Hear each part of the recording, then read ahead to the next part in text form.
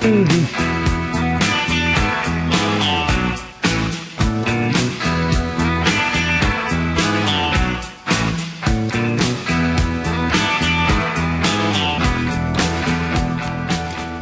views expressed by the host on this program now do reflect the views of the staff, management, and sponsors of this station, except for one.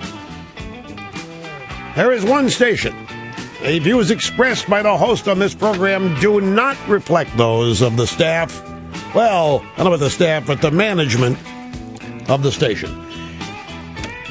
No, it's not Santa Cruz. It's not Santa. No. Oh, now you're going to start guessing? You're going to start... no, it's not the pirate station. It's not the shortwave station. No, it's a very prominent station. Anyway, folks, great to have you back. And here we are at 800-282-2882. If you want to be on the program, the email address, lrushbaugh@eibnet.com. It's August 1st, and we are starting our 24th year behind the golden EIB microphone. 24-year anniversary today. And the first hour, we did some reminiscing, but now, folks, it's time to move forward with the issues of the day. 8 female badminton players were disqualified from the Olympics today for trying to lose matches the day before. This is according to the Badminton World Federation. They made this announcement after a disciplinary hearing, and now the world wonders whether or not the sport of badminton will ever recover from such an outrageous controversy. The players are from China, South Korea, and Indonesia. They were accused of playing to lose in order to face easier opponents in the future. They were booed by spectators. They were warned by badminton officials on Tuesday night. All 4 pairs of players were charged with not doing their best to win a match and abusing or demeaning the sport. And again, the question must be asked, can badminton survive? What about the rule? You have a tournament set up so that it's to a team's advantage to lose. What did they expect would happen? This is a politically correct world. You know, they could have gotten out of this if they said, we weren't trying to lose. We were trying to make it fair. We were facing vastly inferior competition, and we didn't feel it would have been fair to just smack them. So we dialed it back, give the fans a better show, and to give these people a chance to win. If they'd have said that, it would have been tough to penalize them. But they didn't think of it because they are competitors. Today is also the day that free contraceptives must be distributed by people that don't agree to it. Part of Obamacare, that aspect, the religious consideration, out the window now. Whether you believe, in fact, if you expressly do not believe in abortion, you still must make it possible for members of your organization or employees or parishioners, or what have you. Senator Tom Harkin, Democrat from Iowa,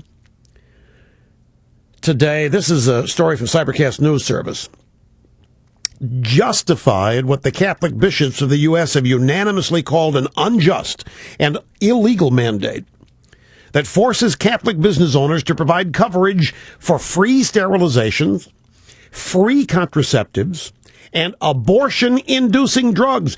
Harkin said some women need birth control pills to deal with the cramps. He did. I'm not making it up. Tom Harkin said some women need birth control pills to deal with menstrual cramps. Okay. So Dawn's saying, well, that's true. They do help. Okay, so we're all supposed to pay for this now.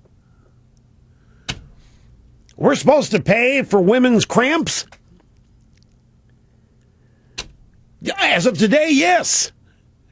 And that's the justification for it. The hell with abortion. Women have cramps out there, and by the way. Harkin doesn't say it, but you know what he's implying here. You don't want to be around when this is happening. And if a little pill over here can bring some peace to your life, what the hell? Gut it up. You know, a lot of people will find it a compelling argument. I get terrible headaches when I hear Tom Harkin speak. Maybe he should buy me my aspirin. Harkin said there are many women out there take birth control pills because they have terrible menstrual cramps once a month. Some of them almost incapacitated. They can't work. I know of young women myself who, because of this, aren't able to work and be productive, and it's prescribed by their doctor.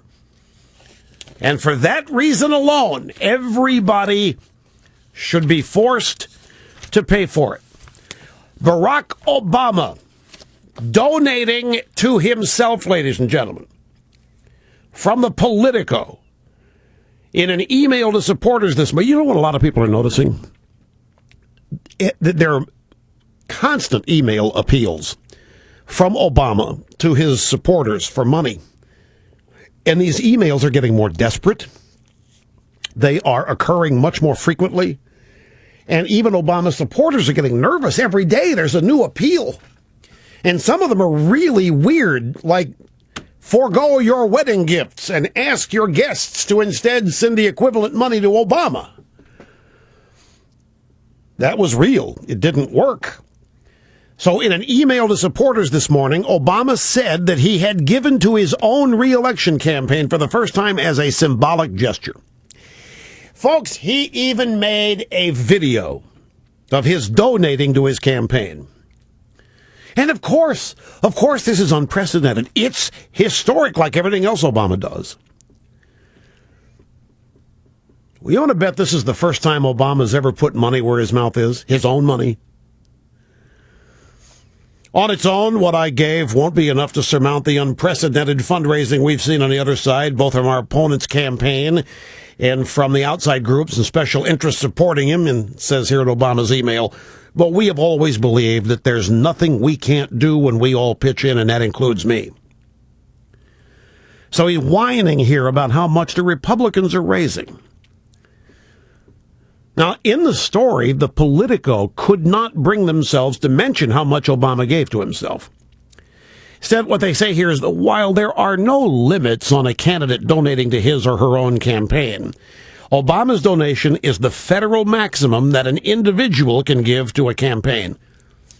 You know how much he gave to himself? $5,000. His wife wore a $7,000 jacket to a meeting with Kate, the Duchess or whatever of Cambridge, the new wife over there, meeting with the royal. She wore a $7,000 jacket.